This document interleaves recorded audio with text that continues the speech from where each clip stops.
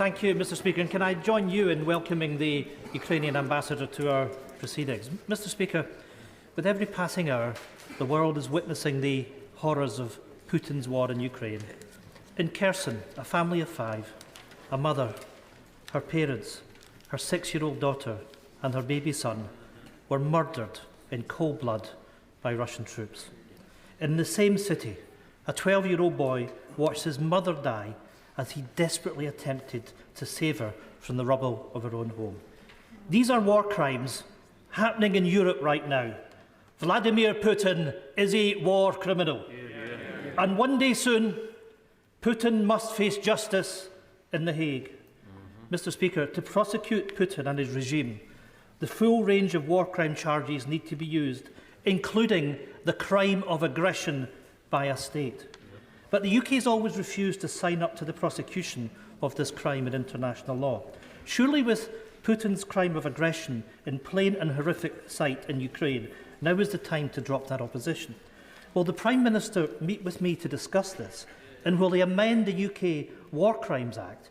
And will he support the ICC prosecution for Putin for his crimes of aggression against the people of Ukraine? Well, Mr. Speaker, I'm in principle, of course, happy to meet the Honourable Gentleman at any stage, but I can tell him that what we have seen already from Vladimir Putin's regime in the use of the munitions that they have already been dropping on innocent civilians, Mr. Speaker, in my view, already fully qualifies as a war crime. And I know that the ICC prosecutor is already investigating, and I'm sure the whole House will support that.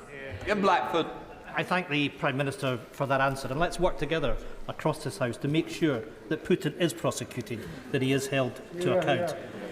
Mr. Speaker, just as we seek to punish and prosecute Putin for his crimes, we need to help the Ukrainian people right now.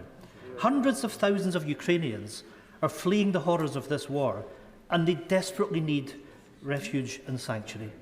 The UN estimates that well over 500,000 Ukrainian refugees need urgent help, most of them women and children. This is a moment for Europe to stand united in the face of Putin's war.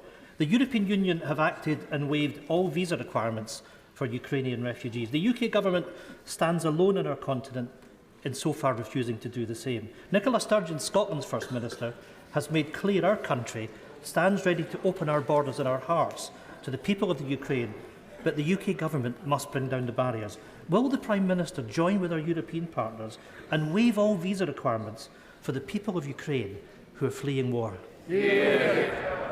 Mr. Speaker, the EU already, because of its Schengen border-free zone, has its own arrangements with Ukraine. They've differed for a long time from those of the UK. But what we do have is a plan, Mr. Speaker, to be as generous as we possibly can to the people of Ukraine, and the numbers that will come just under our family reunion scheme could be in the hundreds of thousands, to say nothing of the special new path that we're opening up for those coming, the humanitarian path, Mr. Speaker, that is also uncapped. And I think that's the right thing to do. What we won't do, Mr. Speaker, is simply abandon all checks.